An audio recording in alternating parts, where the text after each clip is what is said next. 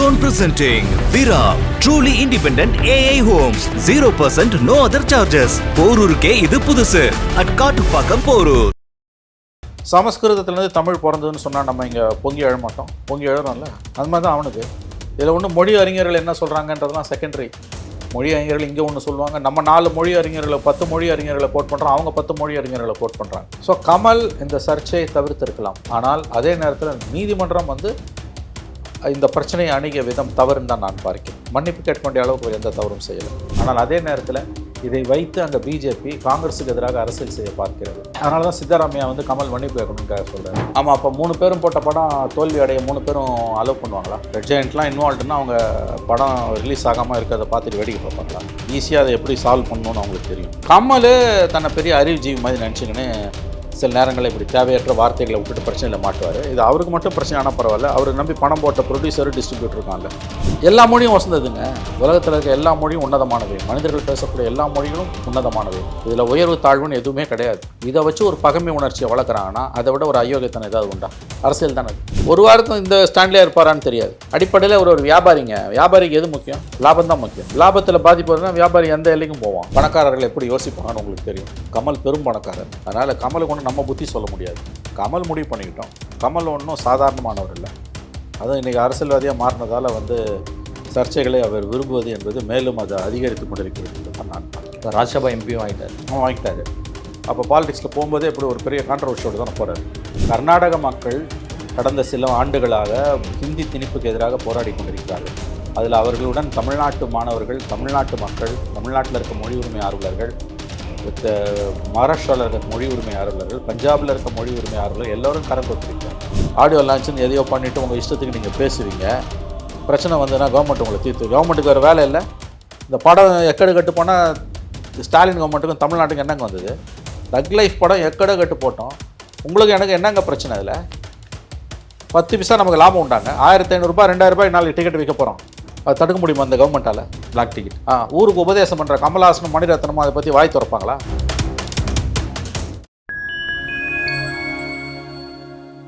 வணக்கம், நான் உங்கள் சங்கீத் குஹன். நம்ம சிறப்பு நிகழ்ச்சியில் நம்மோடு இணைந்திருக்கிறார் மதிப்பிற்குரிய மூத்த பத்திரிகையாளர் திரு மணி அவர்கள். வணக்கம் சார். சார் வணக்கம். சமீபத்தில் மக்கள் நீதி மய்யம் கட்சியின் தலைவர் கமல் அவர்கள் நடித்துள்ள தக் லைஃப் திரைப்படத்தின் பட நிகழ்ச்சியில் கமல் அவர்கள் ஒரு விஷயத்தை குறிப்பிட்டு பேசியிருந்தார். சிவராஜ்குமாரை வச்சுக்கிட்டு தான் பேசினார். தமிழிலிருந்து பிறந்ததுதான் கன்னடம், நம்ம எல்லோருமே ஒரே மொழி குடும்பத்தை சேர்ந்தவர்கள் அப்படிங்கிறத குறிப்பிட்டிருந்தார். ஆனால் இதற்கு கன்னடாவில் இருக்கக்கூடிய பாஜக, காங்கிரஸ், ஒட்டுமொத்த கட்சிகளுமே பயங்கரமாக கமலுக்கு எதிர்ப்பு தெரிவிச்சிருக்காங்க. கமல் மன்னிப்பு கேட்டே ஆகணும்னு சொல்லி. இதற்கடுத்த நீதிமன்றத்தில் நேற்று கர்நாடக ஹைகோர்ட்டில் விசாரணைக்கெலாம் வந்திருக்கு இந்த வழக்கு. நீதிபதி என்ன சொல்கிறாரு அப்படின்னா, மன்னிப்பு கேட்கறதுல உங்களுக்கு என்ன சிக்கல், எதற்கு வீம்பு பண்ணுறீங்க அப்படிங்கிறத கேள்வி எழுப்பியிருக்கிறார். இதை எப்படி புரிந்து கொள்ளும்? கமல்ஹாசன் ஒரு சிறந்த வியாபாரி. அவருடைய நல்லதொரு கலைஞன், அதுலேயும் மாற்று கருத்துக்கள் இல்லை. அவருடைய படங்கள் பெரும் பொருட்செலவில் எடுக்கப்படக்கூடிய படங்கள், குறிப்பாக பிக் பட்ஜெட் மூவிஸ், ஏதாவது ஒரு சர்ச்சையில் சிக்கிக்கொள்வதை அவர் ரசிப்பார். கடந்த காலங்களில் விஸ்வரூபம் படம் வந்தப்போ இப்படி தான், விருமாண்டி படத்துக்கும் இப்படி தான் ஆச்சு. அந்த வழியில் தான் இன்றைக்கி தக் லைஃப் படத்துக்குமான சிக்கலும் உருவெடுத்திருக்குது. என்னை பொறுத்தவரையில் ஒரு ப்ரொடியூசர்ன்ற முறையில் பணத்தை எடுக்கிறது, போட்ட பணத்தை எடுக்கிறத தவிர வேறு நோக்கம் எதுவும் அவருக்கு இருக்க முடியாது, இருக்கக்கூடாது. புத்திமதி சொல்கிறதுலாம் ஒரு வேலை கிடையாது. இது சிக்கல் அங்கே உண்டாக்குதுன்னு தெரிஞ்சே தான் அவர் பேசியிருப்பாருன்னு தான் எனக்கு தோணுது. இப்போ நீங்கள் தமிழ்லேருந்து கன்னட மொழி பிறந்தது அப்படின்னு சொன்னீங்கன்னா நேச்சுரலி கன்னட மக்களுக்கு கோபம் வர தான் செய்யும். சமஸ்கிருதத்துலேருந்து தமிழ் பிறந்ததுன்னு சொன்னால் நம்ம இங்கே பொங்கி எழ மாட்டோம். பொங்கி எழறோம்ல, அது மாதிரி தான் அவனுக்கு. இதில் ஒன்று மொழி அறிஞர்கள் என்ன சொல்கிறாங்கன்றதுலாம் செகண்டரி. மொழி அறிஞர்கள் இங்கே ஒன்று சொல்லுவாங்க, நம்ம 4 மொழி அறிஞர்களை 10 மொழி அறிஞர்களை கோட் பண்ணுறோம், அவங்க 10 மொழி அறிஞர்களை கோட் பண்ணுறாங்க. தேவையா இது? மொழிகளுக்கு இடையில் இருக்கக்கூடிய சமத்துவத்தை தான் பேசணுமே மொழியை. எந்த மொழி உயர்ந்தது, எந்த மொழி தாழ்ந்ததுன்னு பிரச்சனை கிடையாது. என் மொழியிலேருந்து உன் மொழி என் மொழியிலேருந்து வந்ததுன்னா அவங்க எனக்கு கோவம் வரதான் செய்யும். நம்ம 2 மொழிகளும் சகோதர மொழிகள்னால் அது வேறு. ஸோ கமல் இந்த சர்ச்சையை தவிர்த்திருக்கலாம். ஆனால் அதே நேரத்தில் நீதிமன்றம் இந்த பிரச்சனையை அணுகிய விதம் தவறுன்னு தான் நான் பார்க்கிறேன். மன்னிப்பு கேட்க வேண்டிய அளவுக்கு எந்த தவறும் செய்யலை. இந்த படத்தை ஓடுறதுக்காக நாளைக்கு அவர் வர்த்தக சபையிட்ட மன்னிப்பு கேட்டார்னா அது வேறு விஷயம். ஆனால் நீதிமன்றம் அதை ஒரு நிபந்தனையாக போடுவது என்பது ஏற்றுக்கொள்ளத்தக்கதில்லை. அவர் ஒன்றும் அவ்வளோ பெரிய தவறு பண்ணல, கருத்துரிமைக்கு உட்பட்டது தான் இது. இவங்க கலவரத்தை தூண்டக்கூடியதெல்லாம் கிடையாது. ஆகவே இந்த பிரச்சனையில் கமல் சற்று கூடுதல் எச்சரிக்கையுடன் இருந்திருக்கலாம் என்பது என்னுடைய கருத்து. ஆனால் அதே நேரத்தில் இதை வைத்து அங்கே பிஜேபி காங்கிரஸுக்கு எதிராக அரசியல் செய்ய பார்க்கிறது. அதனால தான் சித்தராமையா வந்து கமல் மன்னிப்பு கேட்கணும்னு சொல்கிறார். முன்கூட்டியே அவர் கையில் எடுத்துக்கிறார். ஏன்னா அவருக்கு சிக்கல் என்னன்னா, இப்போ நவம்பரில் அவர் பதவி விலகிட்டு துணை முதலமைச்சர் டி.கே. சிவகுமார் சிஎம் ஆக்கணும்னு ஒரு கோரிக்கை இருக்குது. சுழற்சி முறை 2.5 வருஷம். இந்த வருஷம் கடைசிக்குள்ளே அது நடக்கலன்னா கர்நாடகா காங்கிரஸ் கவர்மெண்ட் கவுந்துரும். ஸோ அது ஒரு அக்ரிமெண்ட் காங்கிரஸ்குள்ளே எழுதப்படாத அக்ரிமெண்ட் இருக்குது. சிவகுமார் சிஎம் இன்னும் தண்ணி குடிக்கிறாரு. ஸோ அந்த இஷ்யூவை கையில் எடுத்துக்கிட்டோன்னா அரசியல்வாதிகளுக்கு கடைசி புகலிடம் என்ன? மொழி, மதம், ஜாதி. இதுதானே அரசியல்வாதிகளோட புகலிடம். அயோக்கியர்களின் கடைசி புகலிடம் அரசியல். அரசியல்வாதிகளின் கடைசி புகலிடம் ஜாதி, மதம், மொழி. இதுதான் நாட்டுப்பற்று. இதெல்லாம் தான் அரசியல்வாதிகள் கடைசியாக புகலிடம் தேடி போகக்கூடிய இடம். எந்த காரணமும் கிடைக்கலாம், இதை தூக்கில கையில் வச்சுப்பாங்க. உடனே அவரும் சேர்ந்து கும்மி அடிக்கிறாரு சித்தராமையாவும். கமல் கூடுதல் எச்சரிக்கையுடன் இருந்திருக்கலாம் என்பதுதான் என்னுடைய கருத்து. அதுவும் நூற்றுக்கணக்கான கோடி செலவு பண்ணி படத்தை எடுக்கும்போது அங்கே இந்த மாதிரி பேசுறதால சிக்கல் வருதுன்னா, இப்போ ஒரு வாரம் தள்ளி போகிறதால டிஸ்ட்ரிபியூட்டருக்கு தானே லாஸ். கமலுக்கு ஒரு லாஸும் கிடையாது. படத்தை வித்துட்டு இருப்பார்.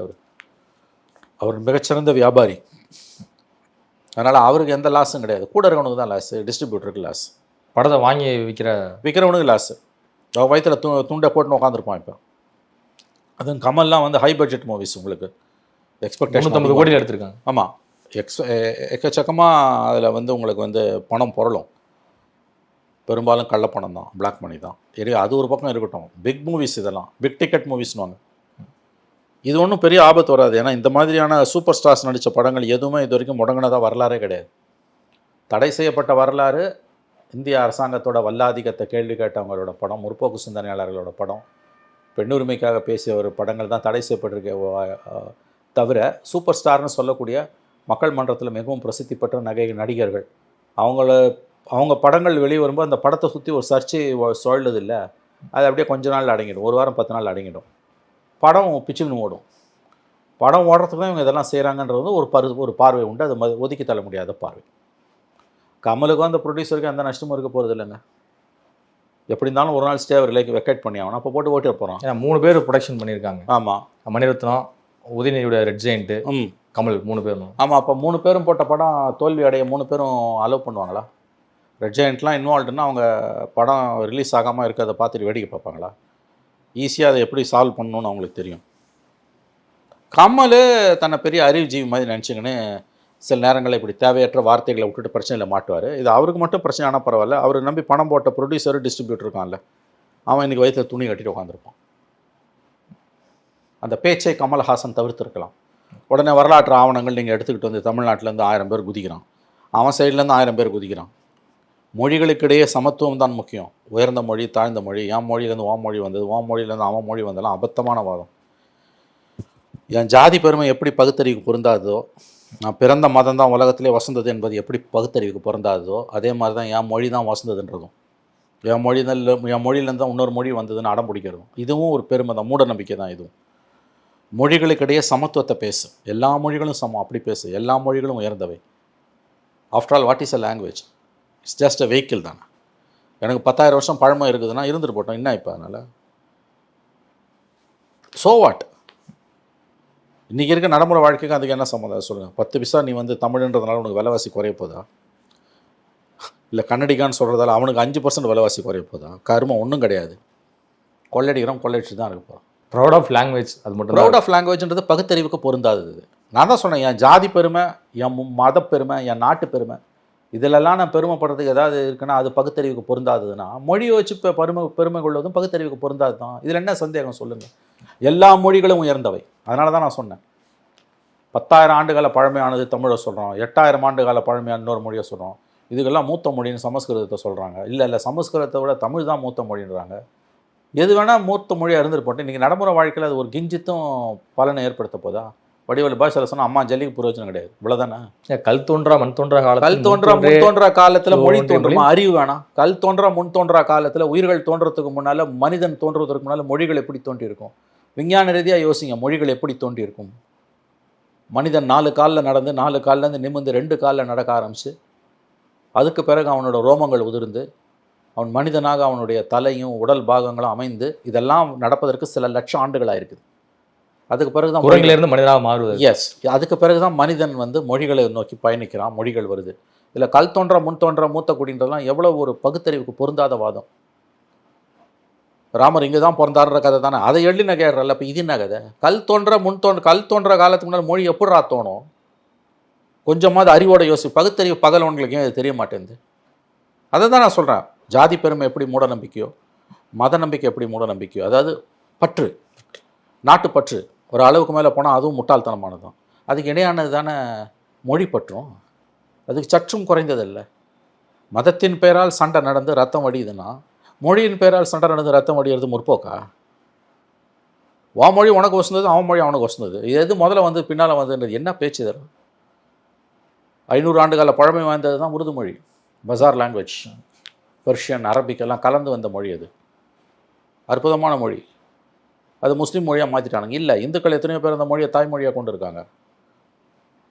ஐக்கிய குஜரால்னு ஒரு பிரதம மந்திரி இருந்தார். அவங்க குடும்பத்தில் பேசுகிறது தாய்மொழி உருது மொழி தான். பஞ்சாபி உருதுஸ், பஞ்சாபில் இருக்கக்கூடிய உருது பேசக்கூடிய குடும்பங்கள். 500 வருஷம் தான் அதோட வரலாறு. உடனே அதை விட தமிழ் வசந்தது நான் சொல்ல முடியுமா? அது சொன்னால் அபத்தமாக இருக்காது? நான் கேட்குறேன். எல்லா மொழியும் வசந்ததுங்க. உலகத்தில் இருக்க எல்லா மொழியும் உன்னதமானவை. மனிதர்கள் பேசக்கூடிய எல்லா மொழிகளும் உன்னதமானவை. இதில் உயர்வு தாழ்வுன்னு எதுவுமே கிடையாது. இதை வச்சு ஒரு பகைமை உணர்ச்சியை வளர்க்குறாங்கன்னா அதை விட ஒரு அயோக்கியத்தனம் ஏதாவது உண்டா? அரசியல் தானே அது. அதை தானே இன்றைக்கி பண்ணிகிட்டு இருக்காங்க. கர்நாடகாவில் பண்ணுறது அரசியல் தானே. கமலுக்கு கொஞ்சம் உஷாராக இருந்திருக்கலாம். தேவையில்லாத வார்த்தை அது. தெரிஞ்சு தான் விட்டுருக்காரு நான் நம்புகிறேன். இது பண்ணால் இப்படி நடக்கும் தெரிஞ்சு தான் பேசு. அதெல்லாம் செய்யக்கூடியவர் தான் கமல். அவருடைய படத்தோட ப்ரமோஷனுக்கு எந்த எல்லைக்கும் அவர் போவார். படத்தோட ப்ரமோஷன் அந்த மக்கள் இன்னைக்கு வந்து இந்திய எதிர்ப்புக்கு எதிராக போராடுறாங்க. அங்கே கடந்த சில மாதங்களாக, கிட்டத்தட்ட 1.5 ஆண்டுகளுக்கு மேலாக, 2 ஆண்டுகளாக கன்னட மக்கள் தமிழ்நாடு மாதிரியே கட்டாய இந்தி திணிப்புக்கு எதிராக போராடுறாங்க. தமிழர்களை தமிழ சகோதர மொழியாக தான் பார்க்குறாங்க. இன்றைக்கி அதை அப்படியே பாஜக திசை திருப்பி மடைமாற்றி வட இந்திய ஊடகங்கள் பூரா பாருங்கள், இது கன்னடத்துக்கும் தமிழுக்குமான போருன்றான். முட்டாள்தனமானது. ஹிந்தி திணிப்பை எதிர்த்து அங்கே நடந்துக்கிட்டு இருக்க போராட்டத்தை மடைமாற்றம் செய்வதற்கு கமலோட இந்த பேச்சு அவனுக்கு உறுதுணையாயிடுச்சு. ஒரு ஒப்பீனியன் தானுங்க இது. தமிழ்லேருந்து தான் கன்னடம் வந்துன்றது ஒரு ஒப்பீனியன். நீங்கள் 4 நடிகர்கள் சொல்லுங்கள், இல்லை தமிழ்லேருந்து கன்னடம் வரல, கன்னட சுயம்பு, கன்னட சமஸ்கிருதத்துலேருந்து வந்தது, இல்லை கன்னடம் தானாக தோன்றிய மொழி அப்படின்னு நீ சொல்லு. நீ ஒரு அறிக்கை கூட. அதை விட்டுட்டு படத்தை ஓட விட மாட்டேன்றதுலாம் அயோக்கியத்தனமானது. அது ஏற்புடையதல்ல. கமல் மன்னிப்பு கேட்க வேண்டும் என்ற கோரிக்கையும் நியாயமானதல்ல. ஆனால் அதே நேரத்தில் கமல் இந்த பிரச்சனையை திட்டமிட்டு தான் கிளப்பி இருக்கிறார் என்று நம்புவதற்கு போதுமான காரணங்கள் இருக்கின்றன. ஏன்னா கமலுடைய கடந்த கால வரலாறு அப்படிப்பட்டது. இல்லை, கன்னட மக்கள் மீதும் கன்னட மொழி மீதும் மிகுந்த அன்பும் பற்றும் மரியாதையும் வைத்திருக்கிறேன், அன்பு ஒருபோதும் மன்னிப்பு கேட்காது அப்படிங்கிற அந்த வார்த்தையெல்லாம் எப்படி புரிஞ்சு? இல்லை, இதெல்லாம் கதை. இதெல்லாம் மன்னிப்பு கேட்க மாட்டாரா நமக்கு தெரியாது. என்னை பொறுத்த வரைக்கும் ஒரு மன்னிப்பு கேட்க வேண்டிய அளவுக்கு எந்த தப்பும் பண்ணலை, நான் அதையும் ஒத்துக்கிறேன். ஆனால் அங்கே இப்படி ஒரு பிரச்சனை வருதுன்னு போது நீ உஷாராக இருந்திருக்கணுமா இல்லையா? நான் சொல்கிறது உங்களுக்கு புரியுதா இல்லையா? கமல் மன்னிப்பு கேட்க வேண்டிய அவசியமே கிடையாது. மன்னிப்பு கேட்குற அளவுக்கு பெரிய தவறு எதுவுமே பண்ணல. இதில் நீதிமன்றத்தோட கருத்து ரொம்ப ஏமாற்றம் அளிக்கக்கூடியது. நீதிமன்றத்தோட கருத்து தவறுன்னு தான் நான் பார்க்குறேன். ஜட்ஜ்மெண்ட் வரல இன்னமும். இதை தவிர்த்துருக்கணும் கமல், முழுக்க இதை தவிர்த்துருக்கணும். தேவையில்லாமல் மாட்டி இன்றைக்கி பிரச்சனையில் மாட்டி படம் ரிலீஸ் ஆக முடியாமல் போகுது. அந்த டிஸ்ட்ரிபியூஷன் அந்த பார்ட்டு போச்சுன்னா அது சினிமாக்காரனுக்கு எவ்வளோ லாஸ் டிஸ்ட்ரிபியூட்டருக்கு யோசிச்சு பாருங்க. அந்த மாநிலத்தில் ஆமாம், ஒரு மாநிலமே போகுது இல்லை. இதுக்கு பெங்களூரு, மைசூரு, மங்களூர்னு எல்லாம் ஹைடெக்கான சிட்டி எல்லாமே இருக்குது, எல்லாமே இருக்குது. இது தேவையில்லாத பிரச்சனை தம்பி. கமல் இதை தவிர்த்திருக்கலாம் தான் எனக்கு தோணுது. கமல் என்ன வரலாற்று ஆய்வாளரா, அவர் என்ன மொழியியல் ஆய்வாளரா அப்படிங்கிற ரீதியெல்லாம் வந்து கேள்வி எழுப்பியிருக்கு கர்நாடக உயர் நீதிமன்றம். எதன் அடிப்படையில் தமிழிலிருந்து கன்னடம் வந்தது அப்படிங்கிற இதில் சொல்கிறீங்க, ஆதாரம் எங்கே அப்படிங்கிறதெல்லாம் கேட்டிருக்கிறது. இது சற்று வியப்பை தருகிறதா? நீதிமன்றம் இப்படி கேள்வி எழுப்புது. நீதிமன்றம் வந்து இப்படி நடந்திருக்கக்கூடாதுன்னு எனக்கு தோணுது. அவர் கமலை வந்து நிரூபிக்கணும், உங்களோட பக்தியை நிரூபிக்கணுன்ற மாதிரிலாம் அவங்க பேசுகிறது. நீங்கள் என்ன மொழி அறிஞரா என்பதெல்லாம். அப்போ வந்து 10 நாளைக்கு முன்னால் சமஸ்கிருதத்தில் தான் இந்தியாவோட மொழிகள் எல்லாம் தோன்றுச்சுன்னு அமித்ஷா பேசினார். அமித்ஷா நான் மொழி அறிஞரா? அப்போ இந்த பிஜேபியும் இந்த ஜுடிஷரி எங்கே போச்சு? ஆனால் இந்த கேள்வியை கேட்பது ஜுடிஷரி என்பதால் நம்ம ஒரு லெவலுக்கு மேலே அதை விமர்சனம் பண்ண முடியாது. கேஸ் அடுத்த வாரம் வருது. அதுக்குள்ளே காம்ப்ரமைஸ் பண்ணிவிடுவாங்க கண்டிப்பாக. சூப்பர் ஸ்டார்ஸ் நடித்த படங்கள், கமலோ ரஜினியோ அமிதாப் பச்சனோ இந்த மாதிரியான டாப் லெவல் நடித்த படங்கள் கடந்த 20 ஆண்டுகளில் ஒரு படம் கூட வந்து பேன் ஆனதே கிடையாது. சர்ச்சை வரும், ஒரு வாரம் 10 நாள் பொறுத்து ரிலீஸ் பண்ணுவோம். பேன் பண்ணுறதுன்ற கான்செப்டே சூப்பர் ஸ்டார்ஸ் படங்களுக்கு கிடையாது. அது யாருன்னா மண்டை காஞ்சவனுக்கு இருக்கானுங்கல்ல, அரசாங்கத்தை கேள்வி கேட்குறவன், இப்போ லாக்அப் டெத்தை பற்றி படம் எடுக்கிறவன், மாவோயிஸ்ட் ரீஜனில் வந்து போலீஸ் என்கவுண்டர்ஸை பற்றி படம், அவன் படத்தெல்லாம் தான் தடை பண்ணுவானுங்க. இந்த விஷயத்தெல்லாம் அவங்களை கண்டுக்கவே மாட்டாங்க. கமல் மன்னிப்பு கேட்காவிட்டால் அடுத்து என்ன நடக்கும்னு நினைக்கிறீங்க? இல்லைங்க, அவர் ஒரு மாதிரி காம்ப்ரமைஸாக முடிப்பாங்க. இப்போ கர்நாடகா மட்டும்தானே அங்கே மார்க்கெட் அவங்களுக்கு, மற்ற இடத்துலலாம் நாளைக்கு ரிலீஸ் ஆகுது. ரிலீஸ் ஆகுது, பயங்கரமான சிறப்பு காட்சிகளுக்கு அனுமதி கொடுத்துட்டாங்க. ஆமாம், பயங்கரமான மீடியா பப்ளிசிட்டி கொடுக்குறாங்க. படம் கமர்ஷியலாக சக்ஸஸாக ஃபெயிலியரானு பற்றி நம்ம கவலைப்பட வேண்டியதில்லை, அது ப்ரொடியூசரும் மணிரத்னமும் கவலைப்பட வேண்டியது. படத்தோட கேரக்டர், படத்தோட இலக்கிய தரத்தை பற்றி தான் நம்ம பேச முடியும். படம் ஓடுதா ஓடலையா அது எக்கடை கட்டு போகுது, நமக்கு உங்களுக்கு எனக்கு அதுக்கு என்ன சம்மந்தம்? ஆனால் இன்றைக்கி படத்தை பற்றின ரிவ்யூன்றது அதுவாக தான் மாறிப்போச்சு. இது ரொம்ப அபத்தமானது, ரொம்ப ரொம்ப அபத்தமானது. படத்தோட ஒரு கலைப்படைப்பு என்கின்ற முறையில் அந்த பெர்ஃபார்மன்ஸ், அந்த கதை கரு, இதை பற்றி மட்டும்தான் நீங்களும் நானும் கவலைப்பட முடியும். அந்த படத்தை உள்ள உடலை பிரச்சனை பண்ணுறான், அப்புறம் சண்டை போட்டு உள்ளே போகிறாங்க, போன பிறகு சரியா இல்லை அப்படின்னா நம்ம ஒன்றுமே அதெல்லாம் பண்ண முடியாது. கமல் 50,000 தமிழர்கள் வந்து போகிறாங்க பெங்களூருக்கு அப்படிங்கிறது, அதெல்லாம் ஒன்றும் பிரச்சனை. டி.கே. சிவகுமார் சொல்கிறாரு. அதாங்க, அதெல்லாம் ஒன்றுமே ஆகாதுங்க. 2 மாநிலங்களுக்கு இடையிலான நல்லுறவு அப்படியே தான் இருக்குது. 2 மாநிலங்களுக்கு இடையில இருக்க நல்லுறவை கெடுக்கிற மாதிரி யாராவது பேசினாங்கன்னா அப்போ கருத்து சுதந்திரத்தை கூட கொஞ்சம் தள்ளி வைக்கலாம், பேசாதன்னு சொல்லலாம், ஒழுங்காயிருன்னு சொல்லலாம். ஏன்னா மத கலவரங்கள், மொழி மூலமாக வர கலவரங்களை பாதிக்கப்படுறது ஏழைப்பாழ ஜனங்க தான் பாதிப்பாங்க. எல்லா கட்சியில் இருக்க எம்பி எம்எல்ஏ தப்பிச்சிருவான், பெரிய பணக்காரன் தப்பிச்சிருவான், சினிமாக்காரன்லாம் தப்பிச்சிருவான். உதவாங்கிறது சாதாரண மக்கள், அதை நம்ம அனுமதிக்கக்கூடாது. அந்த மாதிரி நடக்காமல் இருக்கணும்னா அதுக்கு எந்த எல்லைக்கும் நம்ம போகலாம். கமல் மன்னிப்பு தான் கேட்டால் தான் அது நடக்கும்னா கமல் மன்னிப்பு கேட்கட்டும், ஒன்றும் குடிமொழி கிடையாது. பெரிய அளவில் கலவரம் நடக்கிறத கமலோட மன்னிப்பு தடுக்கணும்னா தாராளமாக கமல் தடுக்கலாம். ஆனால் பெரிய அளவில் கலவரம்லாம் எதுவும் வெடிக்காது, சும்மா சீனை போடுறாங்க கர்நாடகாவில் இருக்க மக்கள் அப்படின்னா கமல் தைரியமாக சட்ட ரீதியாக எடுத்து போராடட்டும். புரியுது இல்லையா நான் சொல்கிறேன்? அவர் ஒன்றும் பெரிய தப்பெல்லாம் பண்ணலங்க. ஆனால் அந்த கருத்து இன்றைக்கி இருக்க காலச்சூழலில் சற்று தவிர்க்கப்பட்டிருக்கலாம் என்பது தான் என்னுடைய பாயிண்ட் ஆஃப் வியூ. கமலுக்கு ஆதரவாக சீமான், வேல்முருகன், திருமா போன்றவர் வந்து குரல் கொடுத்துருக்காங்க. அதிலும் சீமான் வந்து மன்னிப்பு கேட்டுறாதீங்கன்னா நம்ம விட்டுறக்கூடாது, கன்னட படங்கள் வந்து தொடர்ந்து தமிழ்நாடு முழுக்க ரிலீஸ் ஆகும்போது பல 100 கோடிகளை வந்து அள்ளிட்டு போகிறாங்க, நம்ம எதுவுமே வந்து சொல்ல சகோதரத்துவமாக தான் வந்து இருக்கும். ஆனால் ஒரு விஷயத்த சொன்னோம் அப்படிங்கிற ஒரே காரணத்துக்காக டோட்டலாக அவங்க வந்து எதிர்ப்பது இது அநாகரிகமான செயல் அப்படின்னு சொல்லி கண்டிச்சிருக்கிறாரு சீமான் அவர்கள். இதை நம்ம எப்படி பார்க்குறது? அது அவருடைய கருத்து. நான் இதுக்கு ஒன்றும் பெருசாக பதில் சொல்ல விரும்பலை. நான் சொல்லுவது பதட்டம் தணிக்கப்பட வேண்டும். கமல் வந்து மன்னிப்பை பற்றி இப்போ எதுவும் பேசலை. வழக்கம் போல் வழவழன்னு யாருக்கும் புரியாத மாதிரி ஒரு ஸ்டேட்மெண்ட் விட்ருக்காரு. கமல் பேசினா யாருக்கும் புரியாது, அந்த மாதிரி தான் வந்து அன்றைக்கி ஒரு ஸ்டேட்மெண்ட்டை விட்ருக்காரு. ஒரு வாரம் பொறுத்து நான் இப்போதைக்கு மன்னிப்பு கேட்க மாட்டேன்றாரு. ஒரு வாரத்துக்கு இந்த ஸ்டாண்ட்லேயே இருப்பாரான்னு தெரியாது. அடிப்படையில் ஒரு வியாபாரிங்க, வியாபாரிக்கு எது முக்கியம்? லாபம்தான் முக்கியம். லாபத்தில் பாதிப்பு வருதுன்னா வியாபாரி எந்த எல்லைக்கும் போவான். தன்மானத்தை விட வருமானம் முக்கியம். கண்டிப்பாக, அதில் எந்த சந்தேகமும் கிடையாது. இது அவருடைய கடந்த கால வரலாறு. இன்றைக்கும் அதுதான் அவர் பண்ணிகிட்டு இருக்காரு.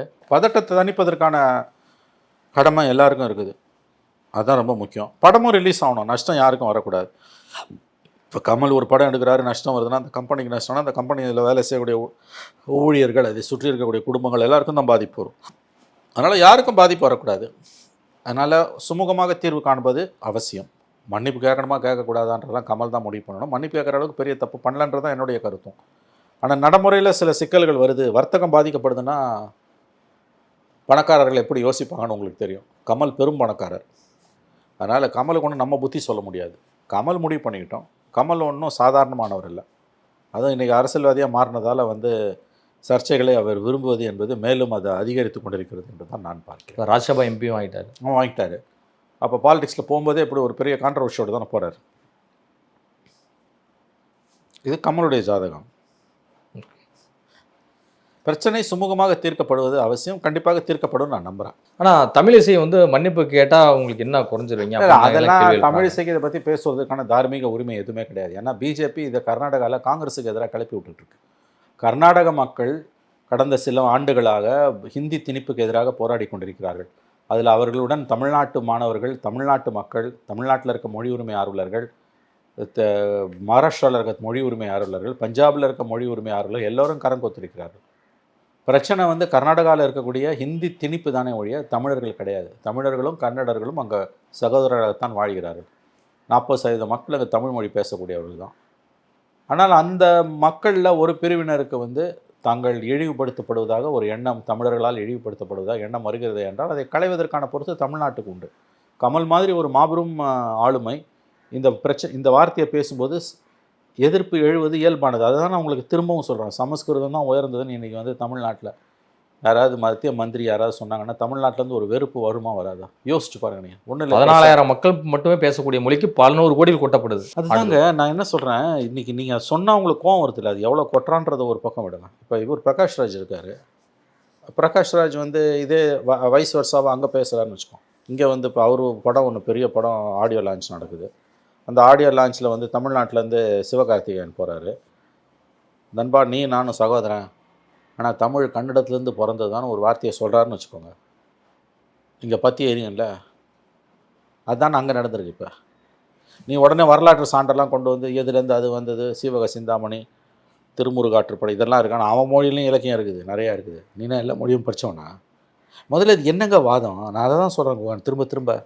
என் மதம் உயர்ந்தது,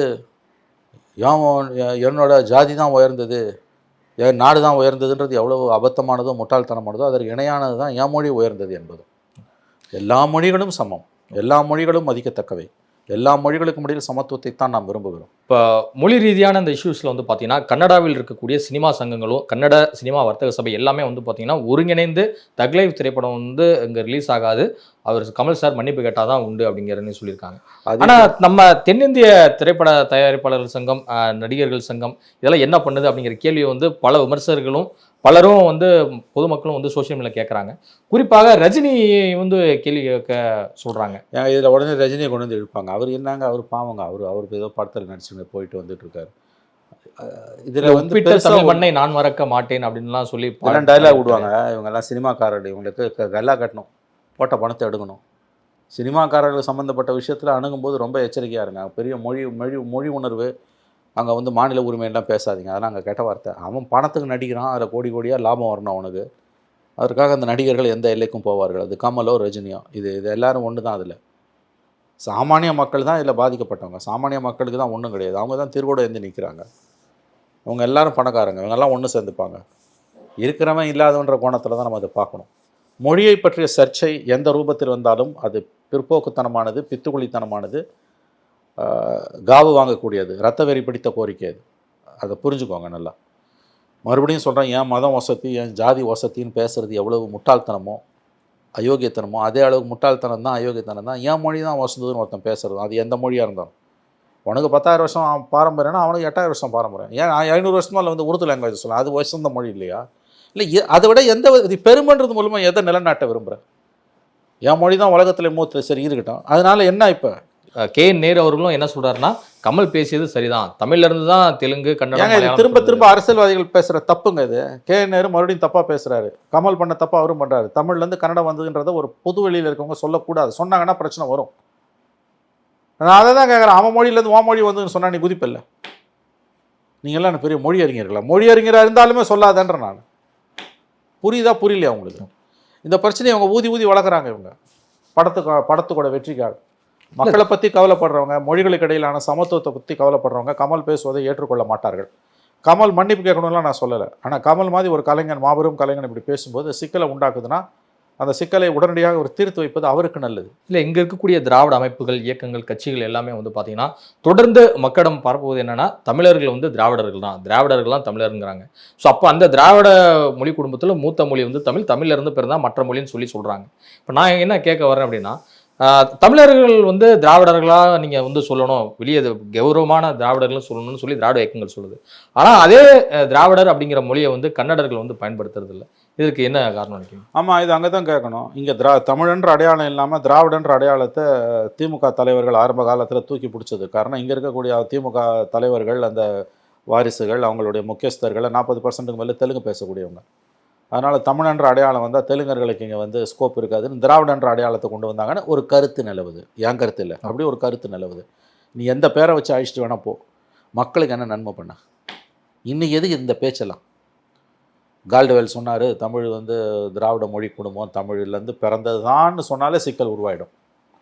கண்டிப்பாக சிக்கல் வரதான் செய்யும். அது எதிர்கொண்டு தான் ஆகணும். நீ ஒரு பக்கம் உன் இஷ்டத்துக்கு நீ பேசுவ, இன்னொரு பக்கம் நான் 500 கோடி போட்டு 600 கோடி போட்டு படம் எடுத்தேன்னு ஒப்பாரியும் வைப்பியா போய்? அதனால தான் நீதிமன்றம் அந்த கேள்வியை கேட்டிருக்கு.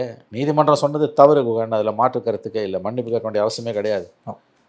நீதிமன்றங்கள் சில நேரங்களில் அப்படி நடந்து கொண்டு விடுகின்றன, அது துரதிருஷ்டவசமானது. ஆனால் அப்படி தானே இருக்குது இவரோட பிஹேவியரும். இந்த வார்த்தையை வந்துங்க இன்னைக்கு ஒன்று புரிஞ்சுக்கோங்க, இன்னைக்கு இருக்க காலத்தில் இன்றைய சூழலில் இந்த மாதிரியான பேச்சுக்கள் கமல் மாதிரி சூப்பர் ஸ்டார்ஸ் பேசுறது தமிழில் தான் கன்னடம் வந்தது என்பதை கண்டிப்பாக ஏற்றுக்க மாட்டாங்க. அங்கே சண்டை வரும். அதான் அவன் சுயமரியாதையை நீ சீண்டி பார்க்குறேன். உன்னை விட நான் முதலமைச்சர் ஸ்டாலின் அவர்கள் அமைதியாக இருப்பதுக்கு இதுவும் இல்லை, அவர் சைலண்டாக இருக்கட்டுங்க. சிஎம்லாம் இதை பற்றி பேச வேணாங்க. சிஎம் பேசுகிறாங்க. அங்கே சித்தராமையா வந்து அவர் பேசணுங்க. தமிழ்நாடு சிஎம் பேச வேண்டிய அளவுக்கு இது ஒன்றும் பெரிய விஷயம் கிடையாது. நீங்கள் 1000 கோடி இப்போ செலவு, நீங்கள் பல 100 கோடி செலவு பண்ணி படம் எடுப்பீங்க, அதை இன்னும் பல 100 கோடிக்கு விற்பீங்க, ஆடியோ லான்ச்சுன்னு எதையோ பண்ணிவிட்டு உங்கள் இஷ்டத்துக்கு நீங்கள் பேசுவீங்க. பிரச்சனை வந்ததுன்னா கவர்மெண்ட் உங்களை தீர்த்து, கவர்மெண்ட்டுக்கு வேறு வேலை இல்லை. இந்த படம் எக்கடு கட்டு போனால் ஸ்டாலின் கவர்மெண்ட்டுக்கும் தமிழ்நாட்டுக்கு என்னங்க வந்தது? தக் லைஃப் படம் எக்கடை கட்டு போட்டோம். உங்களுக்கு எனக்கு என்னங்க பிரச்சனை? அதில் 10 பைசா நமக்கு லாபம் உண்டாங்க. 1500 ரூபாய் 2000 ரூபாய் நாளைக்கு டிக்கெட் வைக்க போகிறோம். அது தடுக்க முடியுமா அந்த கவர்மெண்ட்டால்? பிளாக் டிக்கெட் ஊருக்கு உபதேசம் பண்ணுற கமல்ஹாசனும் மணிரத்னமும் அதை பற்றி வாய் திறப்பாங்களா? திறக்க மாட்டாங்கல்ல. அப்போ இது இருக்கிறவனுக்கு இல்லாதவனுக்குமான பிரச்சனை தானே இது, இல்லையா? அதனால் இந்த சர்ச்சைகள் தவிர்க்கப்பட வேண்டியவை. பிரச்சனைக்கு சுமூக தீர்வு எட்டப்பட்டு விடும் நான் உறுதியாக நம்புகிறேன். இது ஒரு பெரிய மேட்டரே கிடையாது. இதுவரை உங்கள் பல்வேறு கருத்துக்களை எங்களோடு பகிர்ந்தமைக்கு மிக்க நன்றி சார். நன்றி சார்.